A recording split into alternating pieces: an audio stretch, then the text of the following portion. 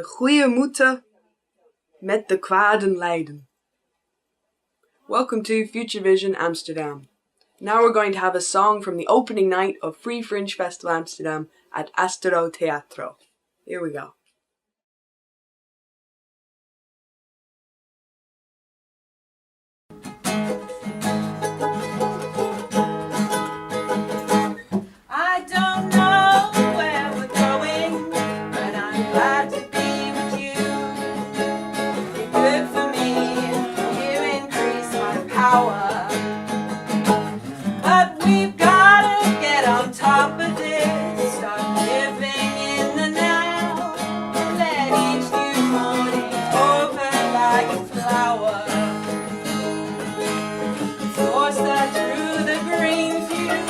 The flower, and everything we learned before is wrong.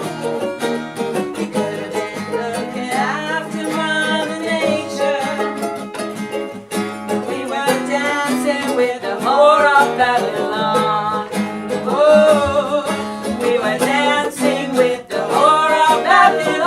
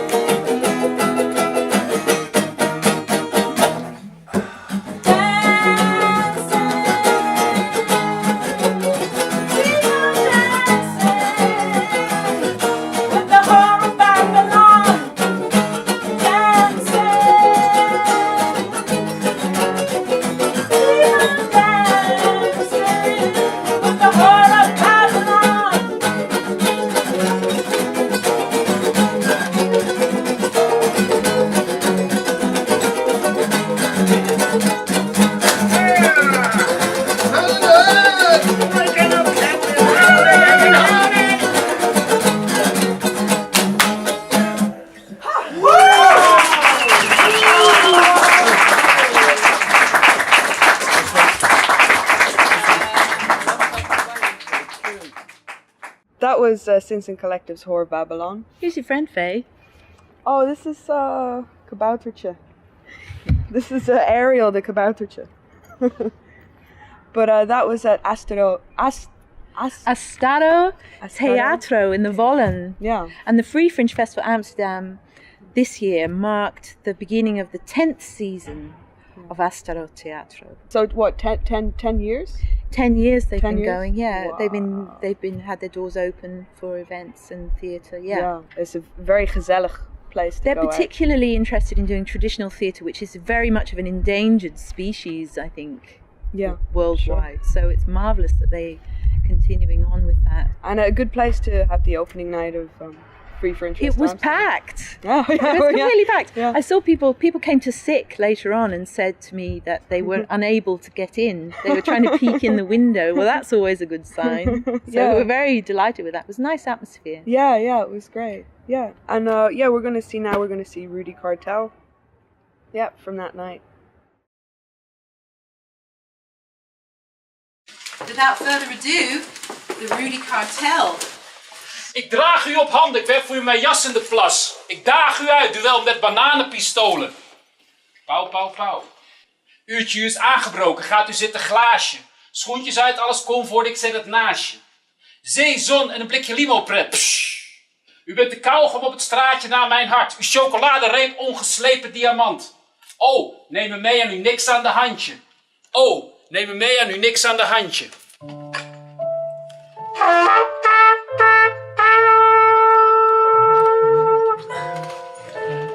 De regenstraat uitgereisd en de tijd tikt geen eens. De ramen zijn beslagen met pikzwarte rook. Toch niet in slaap gevallen, moe gestreden heet, uitgelezen. Grijze kunststof kozijnen druipen naar boven.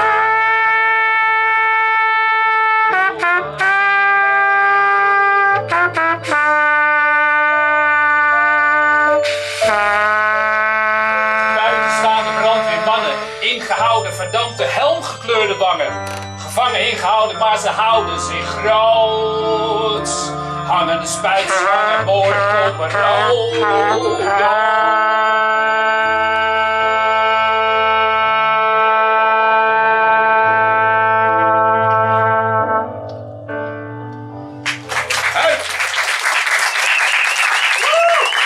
Rudi Kartel. Fucking humble people. Yeah, don't you hate them? Yeah. Humble bumbles. Humble bumbles. Humble fumbles. It's not people who use humble wrong. Hi. Are we recording? Okay. Well, at the opening of Free Fringe Festival Amsterdam, you also had your book launch. Yes, I had my zoo drawing book launch. So the viewers of Future Vision might remember that I went to the Artist Royal Zoo for a year to do life drawing studies, and I created a book of the drawings with anecdotes of my experiences and observations, and we also had an exhibition of a selection of original art from that project as well. Yeah, beautiful art. Thank you. Very exciting for me, and the book did very well. I was really honoured by how many people wanted a copy and pre-ordered it when I announced it and everything like that. If people want to buy one, they can't anymore, can they? Because they've all sold. I might make a digital PDF version available, but that's in the works. I'm trying to figure out how SD works right now till I can make that happen. Future plans. Yeah. Future plans. But you're planning another book, right? Because you're doing another kind of. Well, you went to the zoo today. Yeah, that's why I'm so tired. Is because I just came back from being up early and going to the zoo. Yeah, so I did realistic studies for a year to learn anatomy and learn life drawing, and the next step then is enhanced reality, stylized work, which I've started doing and I've been doing for I think like 5 weeks today. And I want to do a year of stylized animal studies, and it's actually way more difficult than the realistic ones, surprisingly. It takes a lot more time to get something that looks good, and when I'm done with that, I absolutely want to make a book, a companion to the realistic book, a stylized study book to go with it. Yeah, I got some sneak peeks, really beautiful Thank stuff, you. Mo. Yeah. So, and we did an interview in a toilet recently.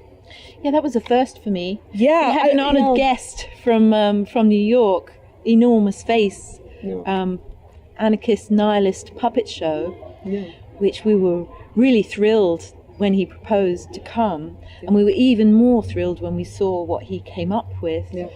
You saw it, right? It was amazing. And lovely fellow as well. Really nice guy and incredible performance. I'd seen footage and I thought it was amazing. And it does no justice. You have to see it for real. I really enjoyed that a lot. The audience absolutely loved it. He had them totally. Yeah. It was great. And it just out of kind of discarded scraps, and he just animated these. He brought to life all these different props and puppets that he had. Something that's really incredible about him, and I noticed when I told people you have to see Enormous Face, if you describe what he does, what you imagine is not as good as it actually is. You have to see it to really know how great it is. So you have to see it too, future viewer. Yeah, here we go. Oh, from the police. Leg it. It was him.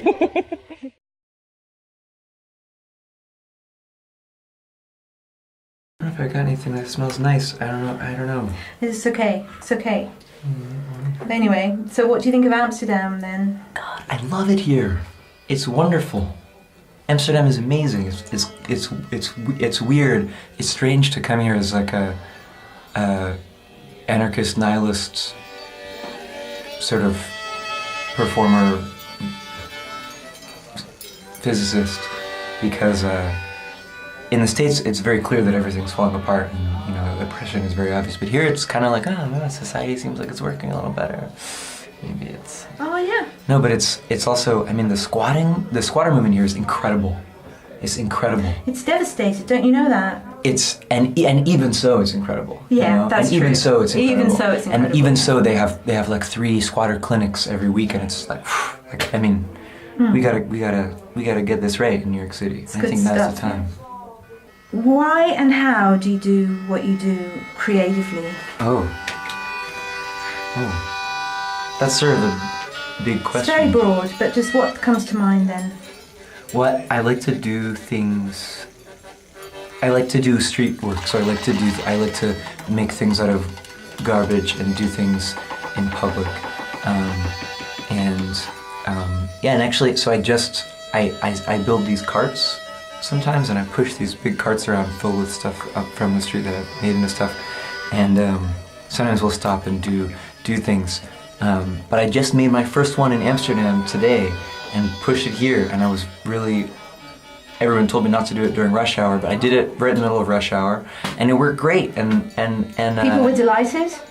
yeah, I mean, some people were cursing at me, Were they I grumpy think, people? but like, for the most part, the night cars would line up behind me and they wouldn't honk, they would just kind of wait, because I feel like, and I didn't even make the best cart, like the one I made was kind of like, maybe this will suck. They used to surprise us in Amsterdam, and they kind of pretend, oh, we're cool with it, like even if they're, what the fuck, like Right. they won't kind of show that. Right. The Amsterdam, yeah. the tourists are different though. Yeah, I feel like it's actually the opposite in New York City, Yeah? because in New York, like if you go to the airport, because I used to crucify myself in front of the airport. When there's this place where you go in the subway and there's sort of a crucifix there, and the tourists who came in with their bags would always be like, "Oh, I've seen it all," like in New York. But the New Yorkers would be like, "Whoa, it's like someone crucifying themselves there." So what are you wearing today? Tell us. Actually, this is so auspicious because this girl in New York who used to live in Amsterdam made this whole outfit for me, and I'm really happy with it. Yeah, I actually just got out of the subway and we were filming for this project we were doing on the subway in New York, and this woman was wearing this amazing outfit with these scales, and I was like, "Hey, I really like your outfit," and she was like, "Oh, I'll make something for you. Let's trade information." And so she made this, and it's got these extra long arms, and it's sort of modular, so it's got like it's got all these different pieces, and the legs come off too, so it's sort of all seasons. Yeah. Yeah, and it's sort of drab, but also sort of pink. Yeah. So yeah, some maybe mauve. Maybe you'd say it's mauve. Oh yeah. Maybe. Yeah. It's like it's a little bit like the colour that they made underwear out of in the 1950s. Oh yeah. Yeah. Yeah. That's what it reminds me of. Yeah, it's a classic color. It's Is there a connection with the garbage? And the material certainly. and the thing you want to do. I do think that what's the marriage there? there's a important metaphor with sort of the abject object and things that there's a lot of things in our economy that are coded as goods and bads, right? And it's nice to examine those things. It's nice to sort of look, like what have we decided is valuable and what is not valuable, and how can we redistribute this value? And who decides what? And it's on the one hand it's convenient, I think that there's different analyses that this idea started from, making stuff out of garbage, but now it's like it's just sort of second nature, and so I could say that it's ecological or whatever. It's accessible. For one thing. Oh, it's super easy. It's super. Not and so in easy New York, to make something out of diamonds. Right. And fuck people who make shit out of diamonds, man. Fuck them. Fuck that guy. Garbage is also just. It's not. I do want to say it's not about recycling, because I actually think recycling is a bit conservative of an impulse. It's one of those words like sustainability that's just become sort of polluted and grotesque. It's like it's this sort of neoliberal thing. But I make animations. Oh, cool. right? And the meaning of the word animation is to bring the inanimate to life, right? Yeah, that's a huge part of puppetry. I mean, that's a huge sort of fundamental thing. Puppeteers are always saying, and I don't consider myself a puppeteer, but I mean, what are you? Like I'm a street physicist.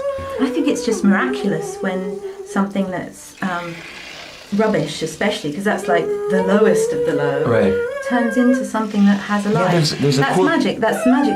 Real magic. Yeah, there's this Czech movie Kuki Sevraci that was a lot of sort of stop animation with garbage. It was kind of nice. But what's the like? Dolls are the gateways between human beings and objects.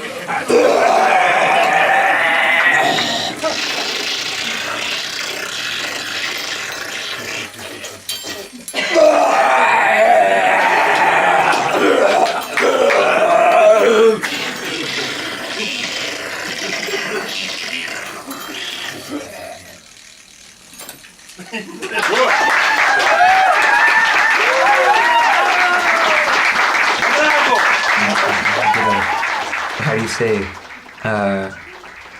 basic guaranteed income for objects? Is that how you say it? Basic guaranteed income? For objects? Yeah. Oh, like they call it here the Beistand. Right. The Beistand. Right. Oh, the Beistand. Right. We all understand the Beistand. Yes. Right. Yeah, we gotta start thinking about that.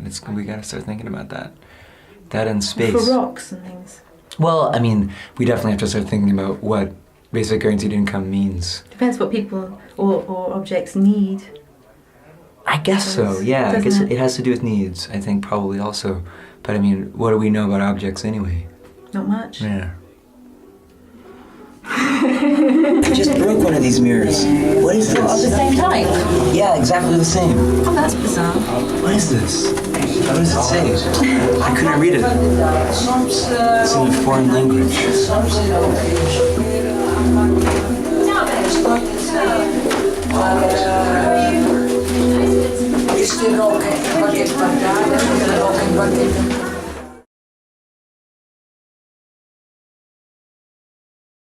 So next we're gonna see some footage with Loempia Barbie from the Warp Zone video game art show.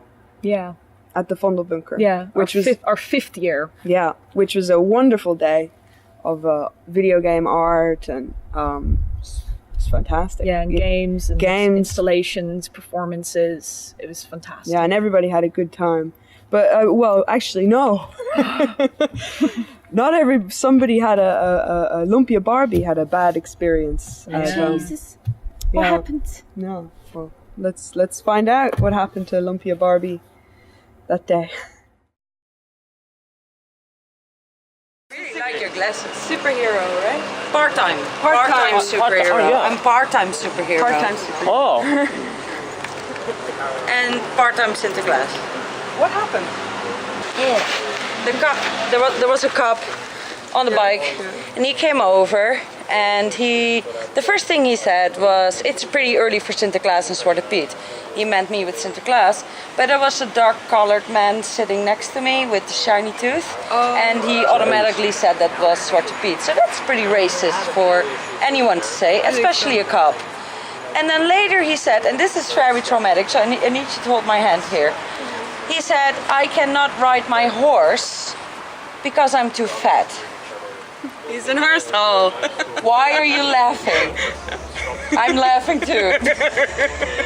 But no, really, that's what the cop said to me. Yeah. Who says something like that? The cops sometimes. Apparently. Yeah, the racism too sometimes. Sometimes. He was very racist, and he has something against fat people, I think. But he literally said, you cannot ride your horse because you're too fat. Please hold me. I think this is the perfect cut right here. I said cut. Okay.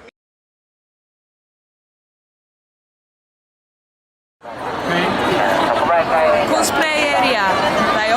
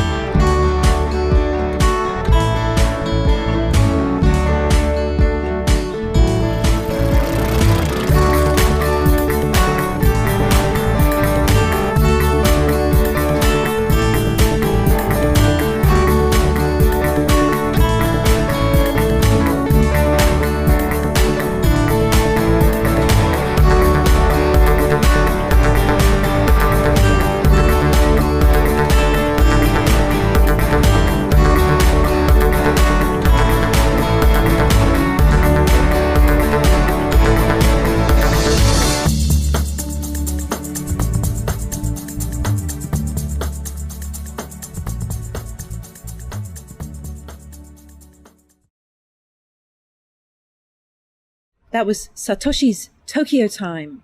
Didn't that show at Faye's Film Festival? Yeah, it did. It premiered there, and he came all the way from Tokyo to be there. I saw him there, all Yeah. right. Yeah, it was a wonderful day. Yeah. What other cartoons did you show that day? Oh, lots of things. Oh, so many. It was a really good program. Lots of things.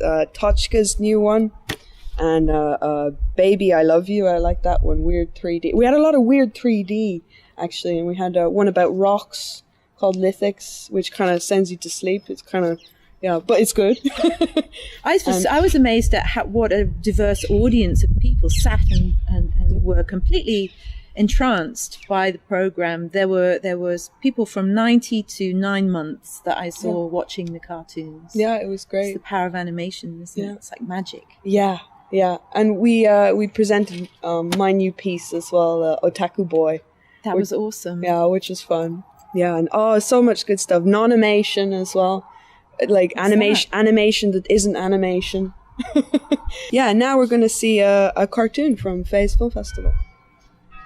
Huh.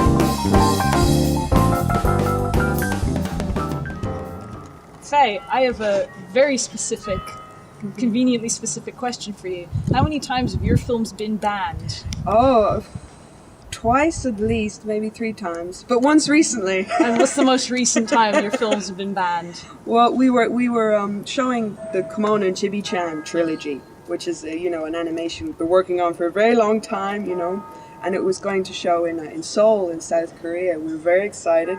We made a special introduction for the festival, but Kimono and Chibi-chan got banned in South Korea.